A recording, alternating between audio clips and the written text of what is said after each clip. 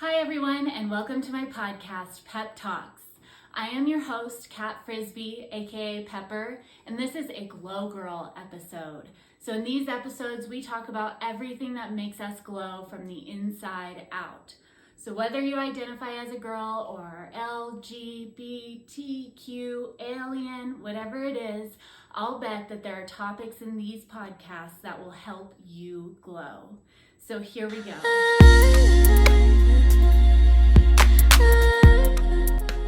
Hello everybody, and either welcome or welcome back to PepTalks. You're watching a Glow Girl episode, or whether you're listening to it, I also greatly appreciate that you're here.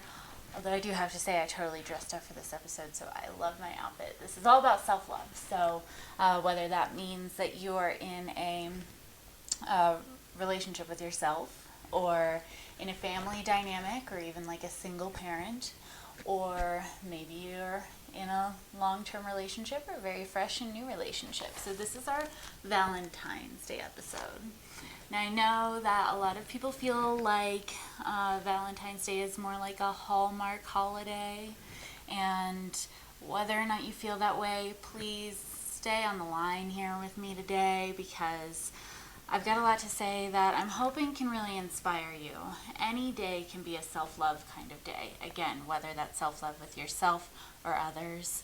And so I'm hoping that some of these things on my lists here will encourage you to enjoy this holiday a little bit more. Maybe Valentine's Day, you can ignore it as being Valentine's Day, and you can just say that this is the day that I give the most amount of self-love or do the most for others. Whatever floats your boat. So I'm going to jump right into talking about the 5 love languages. Again, keep watching or listening, because I'm not all about the 5 love languages. I just feel like they're a very good jumping off point to kind of wrap your mind around what it means to care for yourself or for others.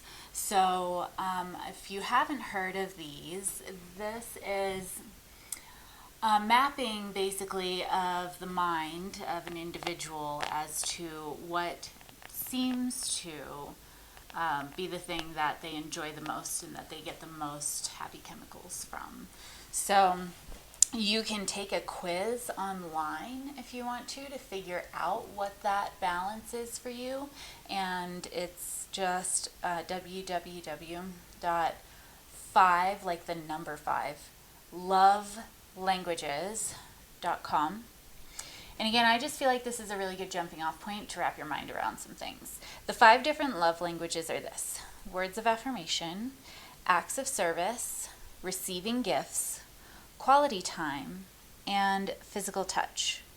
Now there's 2 different ways that these things are looked at. So one is, what is your version of receiving one of these 5 love languages? Like, which ones rate the highest for you so that you feel loved? And what is it that you tend to lean towards gifting to others? And that doesn't mean receiving gifts. That means, which one of these 5 things do you lean more on in order to show others your affection? And so I'm going to start first with individuals, because we all start off single, don't we? So when you think about giving yourself love, think about, I'm sure that a couple of things will automatically pop into your mind.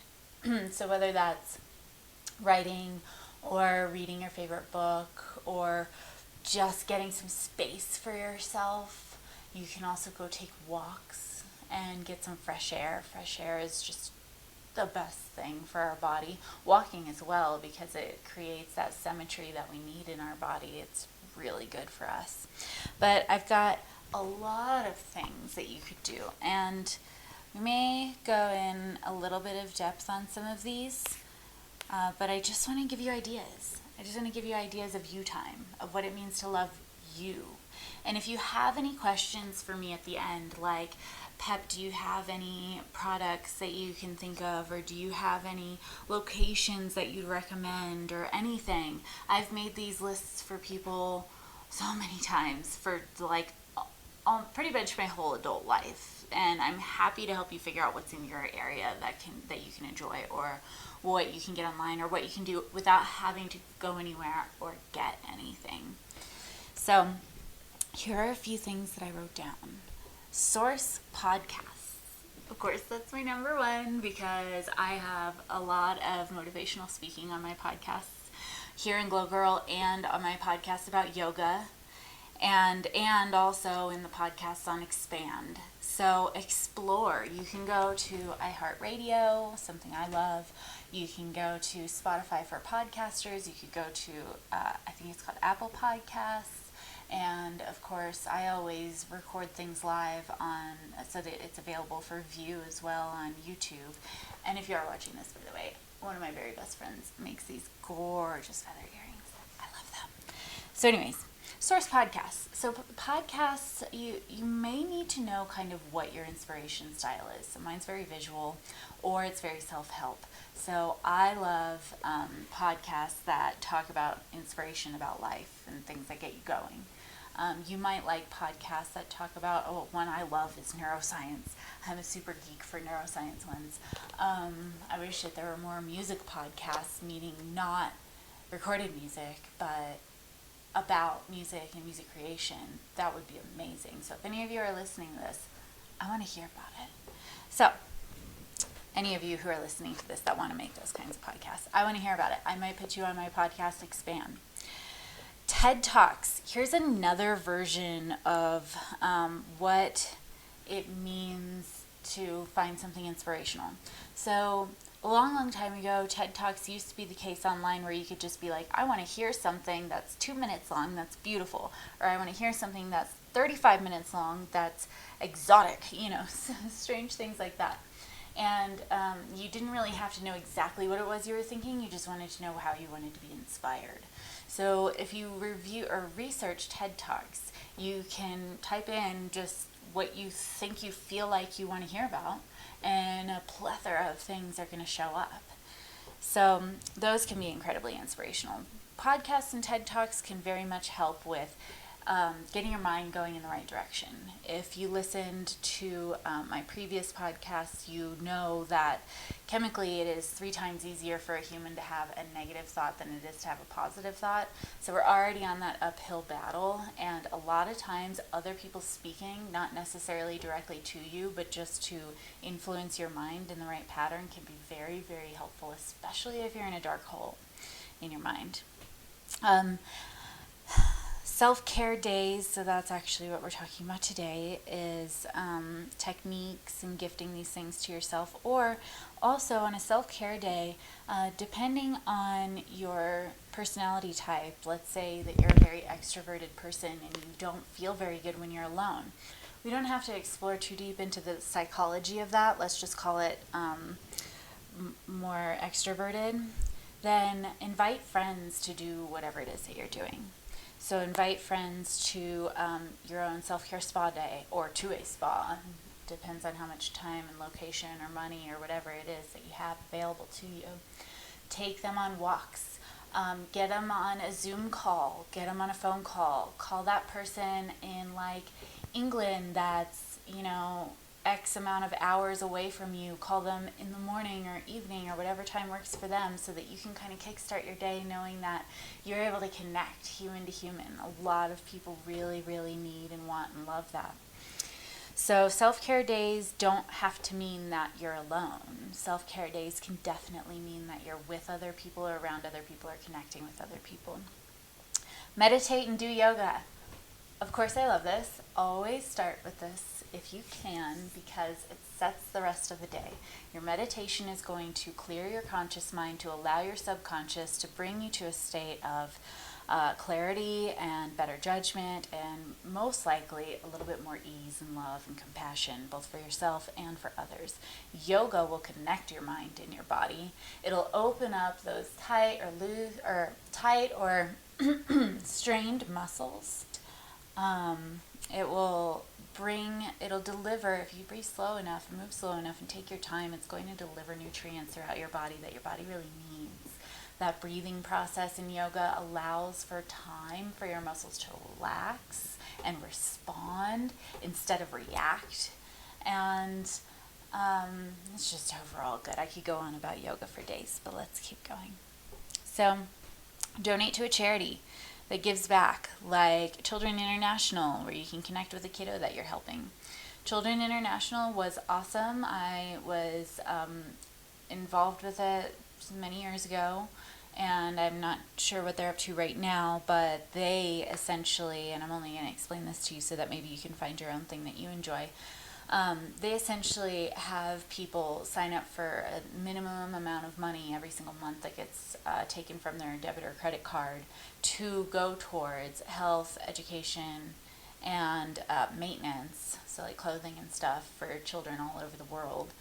And you can choose a location or not, and you can choose to be in contact with that family and the child or not, but it was pretty fascinating. So there's a lot of different charities that you could donate to, or donate to your favorite place. Donate to your favorite organization. You know, maybe that means clothes, maybe that means food, maybe that doesn't mean money. Maybe that means time. Sign up for something. Journal, journal, journal. I like that I wrote that down 3 times. Journaling is a way for us, it's like counseling, it's like therapy, but through ourselves.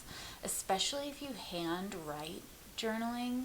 So instead of just typing it in, if you hand write something, it takes a lot more time, usually for most people nowadays. It'll take more time to hand write than it will to type. And that forcibly slow method will make your mind slow down and pull the gems out of your mind that are hiding in that busyness and chaos that is quick thinking.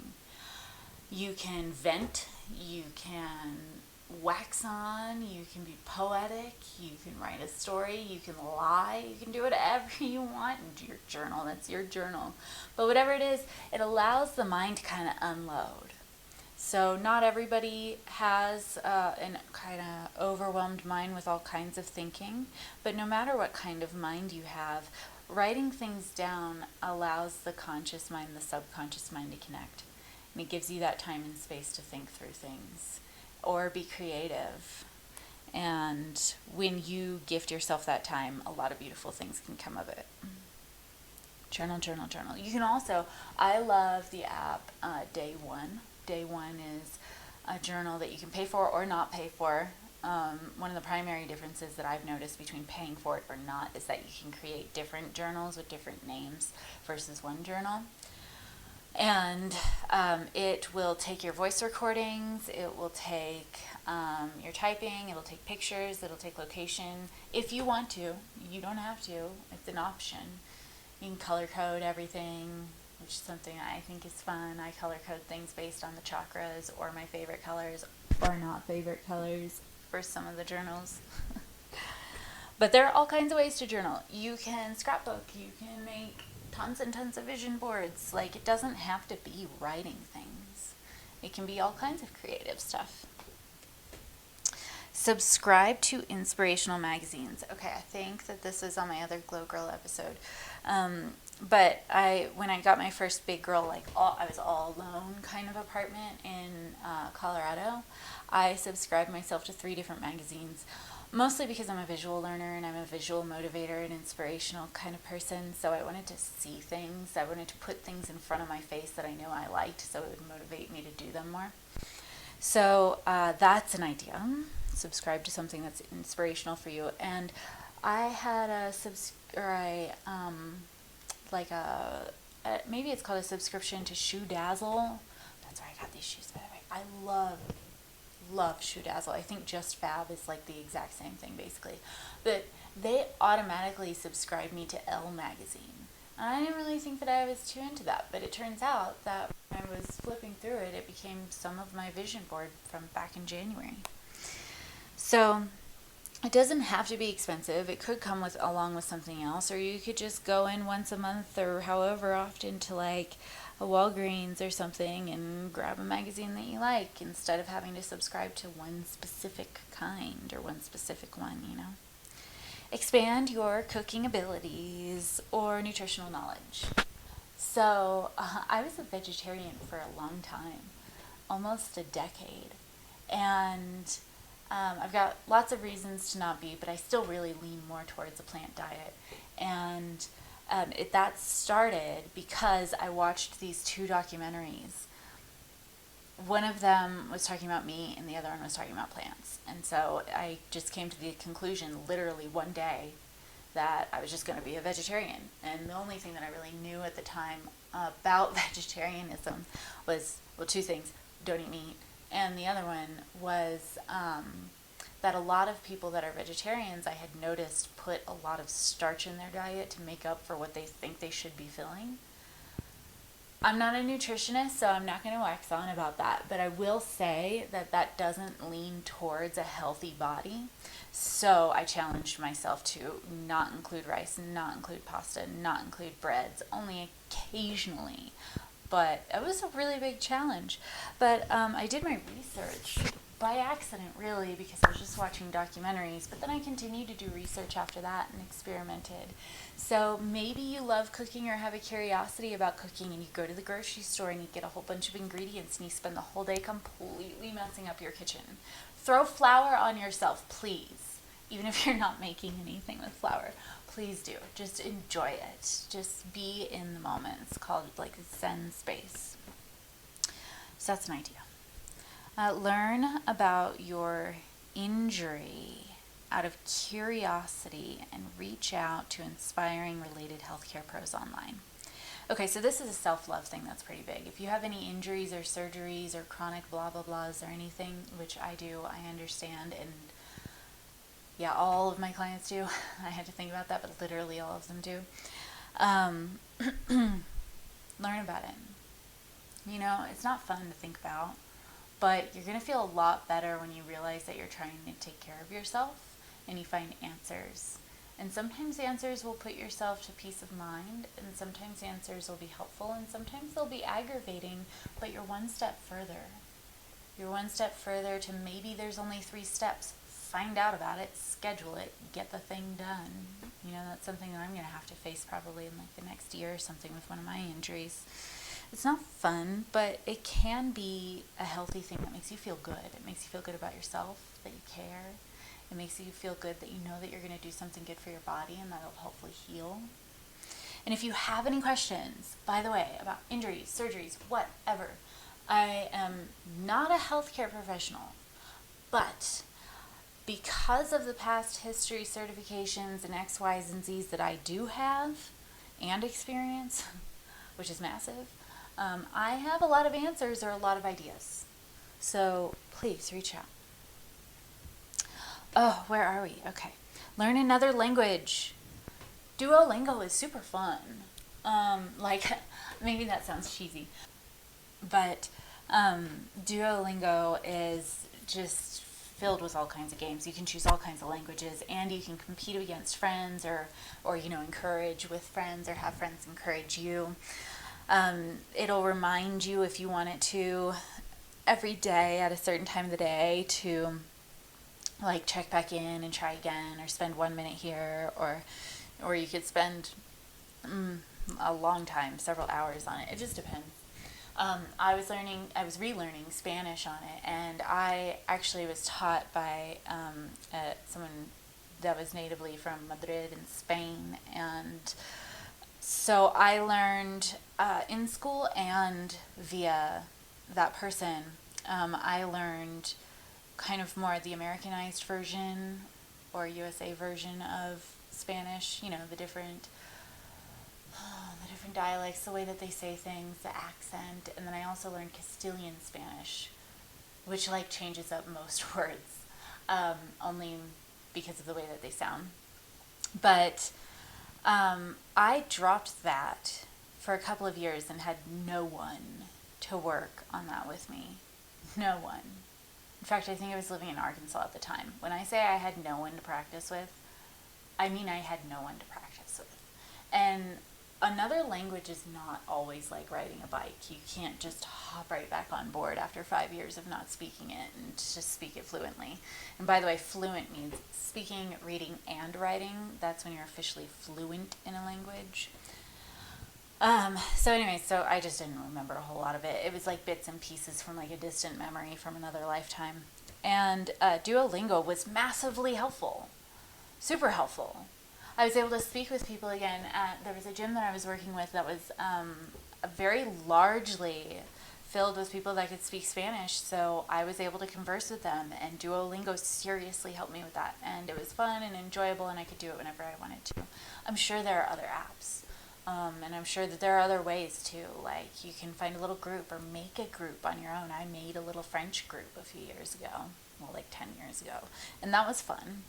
So learn another language. Also, side note, languages are so fascinating because they can paint your personality. I just have to throw this in here. So like for instance, when in English, in American English, when we say like I am sad, we say I am sad. We're embodying that. We're saying I am sadness. Sadness is me. But in Spanish, it would be estoy triste, which actually translates to I have sadness. So in that Spanish language, they're saying that I recognize that I have this symptom, but it is not me, and it does not control me. There are so many different examples of how languages completely change the makeup of who you are. And the fact that idioms don't translate, it's really interesting to me. I'll move on, I promise. Paint with Bob Ross and friends. I love painting when I have the time and the tools to do it. And I paint with acrylics. I don't think I've ever painted with oils. Ever. I think I have them, but I've never really painted with them. Nobody ever taught me to when I was a kid, and I just stuck with acrylics. But Bob Ross paints with acrylics. Bob Ross is so much fun to follow. I mean, he's mesmerizing in the first place to watch. I just don't understand why. It's very meditative. But then I got the idea, I'm sure everybody really does when they're watching this, like, why don't I do this with him? Do it. I so encourage you to do it. I've done it with friends, I've done it with family, and although you have to like pause and sometimes rewind a little bit, it's really fun. And using acrylics, as long as you know your medium, you can use anything. Use colored pencils, use Sharpies. Just get the concept of what you're doing. You know, painting with Bob Ross is so much fun, alone or together. Binge a TV series. Oh man, there are so many that I've actually loved. I've had an on and off relationship with TV in general. But we'll gloss over that part. Long story short, sometimes it's really fun to binge TV series. Right now we're on Friends again. And I highly recommend it. It helps you just kind of zone out. It helps you get into like some kind of alter ego or just relax. Sometimes it'll be so chattery that it keeps the chatter in your head from being overwhelming, you know, maybe have it on in the background. Or just genuinely watch it. I don't recommend watching TV when you're sleeping. Had to put that in there. So, bake and share with friends. Somebody said, or I saw maybe it was a post, but I saw Instapot. I think it was Instapot is like easy bake for adults. But anyways, baking with friends can be a lot of fun. I'm really particular when I ice and decorate cakes and stuff. So, you know, maybe that's something that I would want to do on my own because I'm very methodical about it, but that's fun too. You know, do these things on your own. Create beautiful things that taste lovely on your own. Or do it with friends. Like I said, throw flour around everywhere. Learn how to bake something new. If you're high in elevation like I am, you've got to learn like the different quantities of your leavener and, you know, baking soda, baking powder, that kind of stuff, salt, because it is far different when you live high up in the mountains. But you can learn that too. It's really fun to learn how to make roses with buttercream. Really fun. So, baking. Oh, begin your day with affirmations. So there are books with affirmations, and if you don't know what affirmations are, it's basically just quotes, phrases, or words that are inspiring that reaffirm your existence here as a pleasant and lovely experience. I should write that down.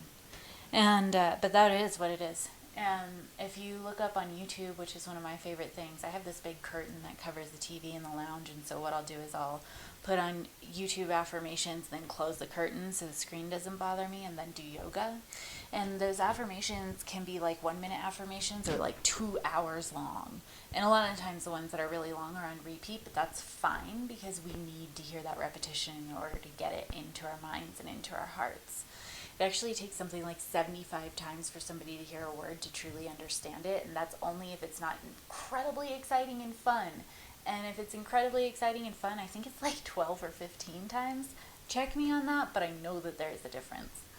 So, repeating these affirmations in your head and creating a new self-talk track, a new way of thinking in your mind, a new way of repetition in your mind is very helpful. Remember, 3 times easier to have a negative thought than a positive one. So let's cram all the really, really good ones in there. Stop telling yourself lies. Get the good stuff in.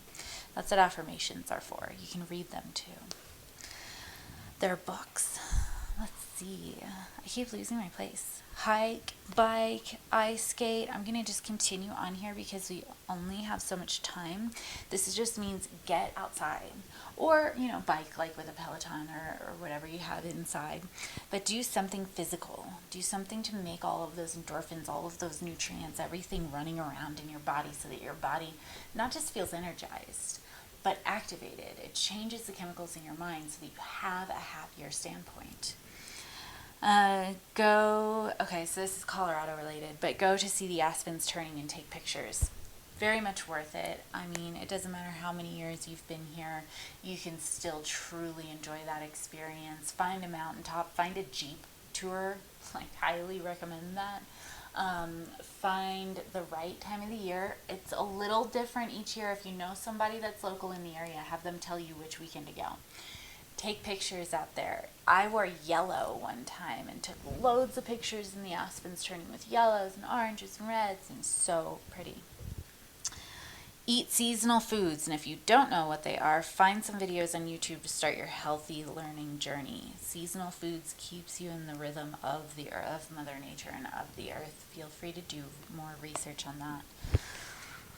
Catch sunsets and sunrises, either driving to somewhere or in a park or wherever you want to, even just out your window. Watch the earth turn. Connect yourself with that. See the colors, or maybe there's not a lot of colors. I grew up in Texas, and sunsets and sunrises are not always all that pretty out there. But here in Colorado, they're absolutely gorgeous. But either way, both of them can be incredibly heartfelt and meditative and connect you with just the fact that you are here. Be here now, No blue light before sunlight. That just means stop looking at screens first thing that you wake up. Give yourself at least 5 minutes of just natural light.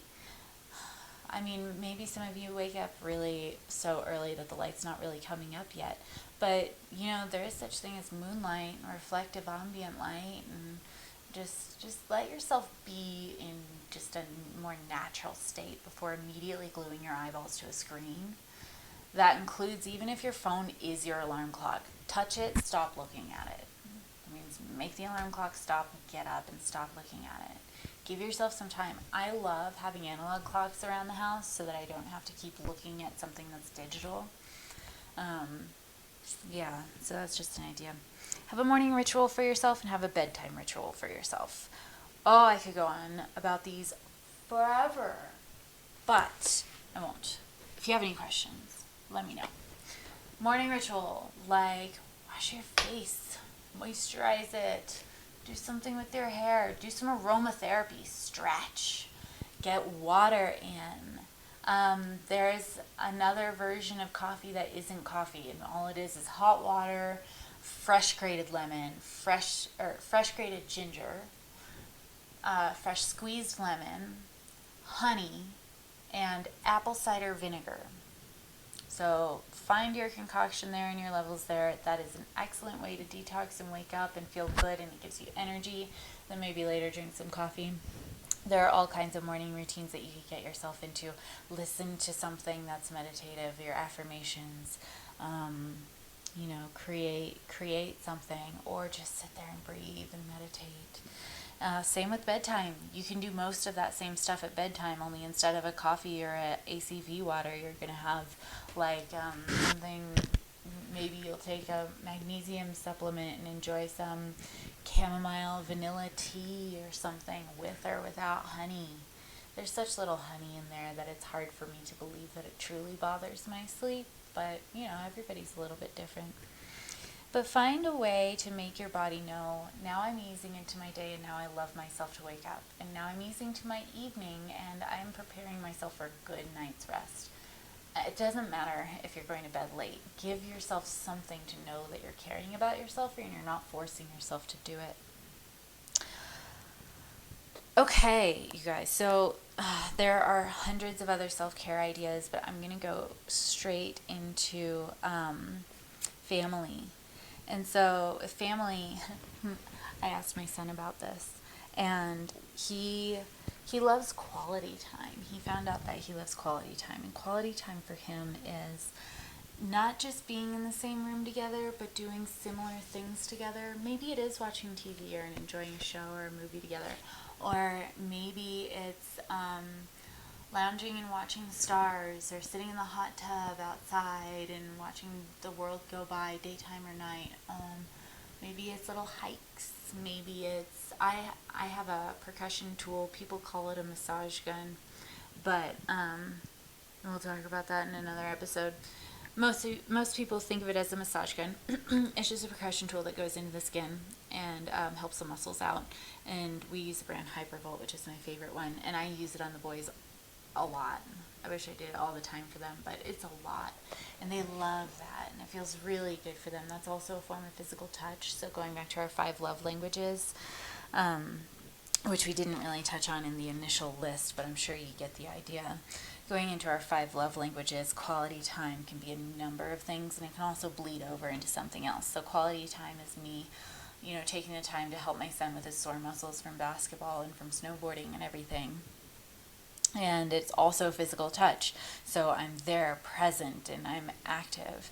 So it's not much on words of affirmation, but it's, like saying, good job, I really appreciate you. And you can go a little bit more into detail if you want to. Like, I really appreciate you because, or I've really been thinking about you and how much I admire you because, or you're doing really well in this. And I'm noticing it by seeing this, or, encouragement. It's just encouragement and people being seen, people really feeling like they're being recognized with words for what they're doing, Going through more of these 5 love languages where it relates to family is acts of service. I mean, of course I expect my kiddo to, take care of his laundry, but if he's super overwhelmed and he's got X, Y, and Z happening and he's just not got the time to switch, his washer stuff to the dryer, I'll do it. Or if my husband is not going to come back until later than he expected, and tonight was the night that he was going to be the one making dinner, I'll do it, or I'll at least prepare it or do whatever I can to help. Acts of service is doing things for other people when they are either stressed or don't have the time or would love the companionship and camaraderie, or just to show them that you care and that you're paying attention to what they do in their daily life. Then there's receiving gifts. Oh gosh, people get so much criticism when they get a high rating for enjoying receiving gifts, and I think that's so sad. Because as somebody that has that as a high rating, I think it's my second highest and always has been, it's actually a lot more about the thought. So it's like, wow, you were so thoughtful to think that when you saw this thing, you thought of me and you wanted so badly to spend your time or effort, doesn't have to have cost any money, to have given it to me. You chose me, you thought of me, this is the thing that made you think of me. And, whether or not it's the most perfect thing in the world, it's receiving something that's just so loving and heartfelt and meaningful. And I love it. One of my favorite things to do is, as a person on the opposite end, like gifting one of these 5 love languages, is I love to gift people things. I really do. I love to bring them like something helpful, something useful, something cute, something sweet, something stylish, something curious, and it's fun to find these things throughout the year. Physical touch, cuddling, snuggling, holding hands, giving a kiss on the forehead, all these things. Helping with sore muscles. You don't have to be the best masseuse in the world to learn how to kind of work and help somebody else's muscles, like their calves or something. So these are all examples of what you could do in your family dynamic for love like this. And then I wanted to list off, so here's relationship ideas. First I'm going to list off the ones that my husband had kind of thought through this morning. He said, making intentional time together, even if it has to be scheduled. We are huge calendar people, and it's because our calendar is not really the same every week, but it is very full every week. And I noticed a few months ago that we're not really even getting quality time. Even though we're doing a lot of things together, it's not necessarily quality time. It's stuff that we have to do, like feed ourselves. And sometimes that just doesn't feel like quality time. So I started scheduling on our calendar on the mornings that it would work, that it made sense. Snuggles for like an hour from like 7:30 to 8:30, and maybe that was at least 2 times a week, maybe it was 4 times a week, and every week it's got to be different, but that's fine. We schedule times to work out together to try to keep each other accountable, but also do it with each other. And recently we started scheduling walks together. So we're walking around in our neighborhood, and whether or not we're with the dog, we're intentionally with each other as a couple, not a family, a couple. So that maybe we just breathe. The other day we found a bench on the top of some hill that just overlooked everything, and it was unreal. It was like we found this secret garden and of hilltops. And, just making that intentional time. If you have to put it on the calendar, fine. But if there's going to be a day that you put it on the calendar this month, maybe try Valentine's Day. Everybody is in a chipper mood around then. Well, okay. Not everybody's in a chipper mood around then, but the goal is to be. And even if some people aren't, you can make them smile. So, yeah, making an intentional time together. Loving touch. He and I both have physical touch pretty high on our 5 love languages. And loving touch can be literally just putting your hand on top of somebody else's, especially if you see them deep in thought, or maybe it's a stressful moment, or you can just feel tension, or you just want to say, hey, I'm here. And give them a loving gaze. I think you put that on there too. Deep eye gazing. Yeah. Deep eye gazing. That used to be a challenge for me, and I'm still trying to figure out why. But I appreciate it as well. It's fascinating to look at somebody else's colors in their eyes, or just the shape of them, or just how they move. And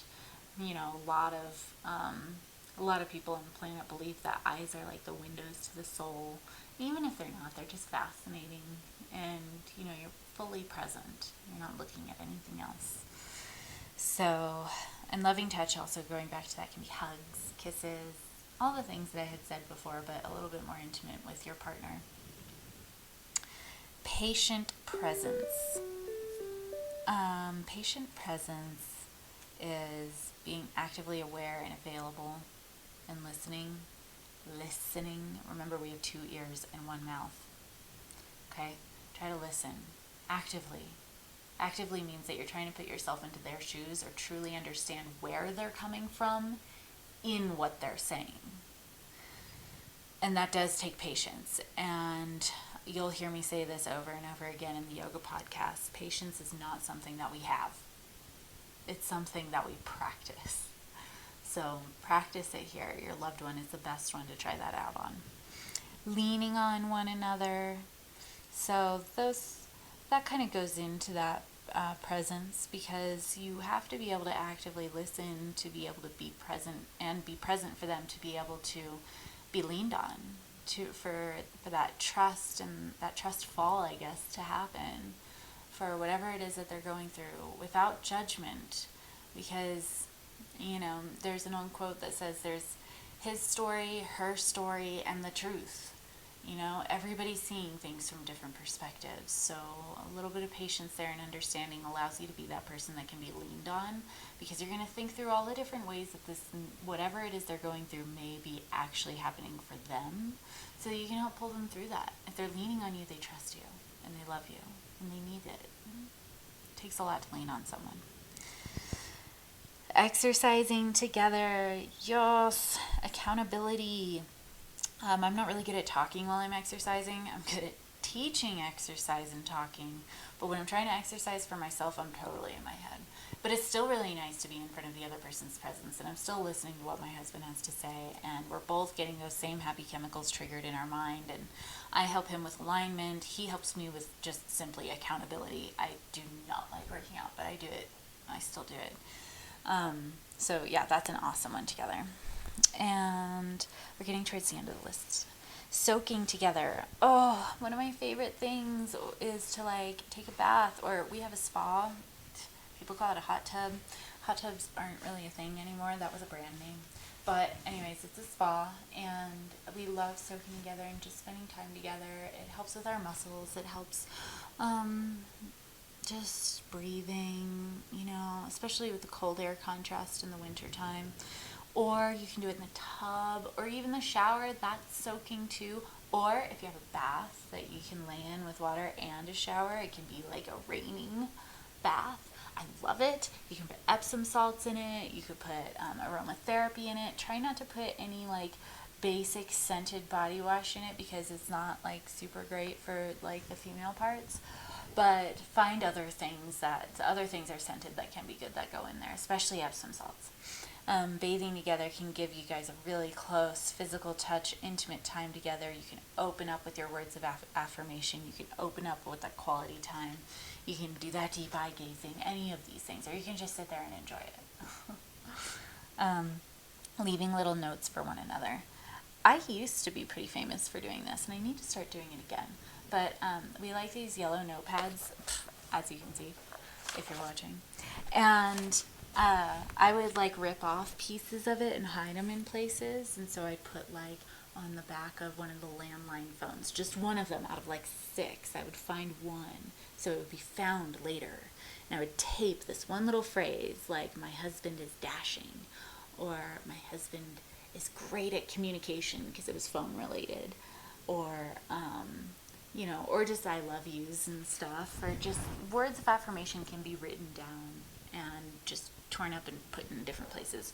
Or you could buy cards or make cards on your own, or drawings or things like that. And my favorite thing and my advice is to hide them. Maybe put one on the inner dash of your partner's car or car door, make it fun to find them. Or just flat out give it to them. Make it a special occasion in that moment. Make it a special time.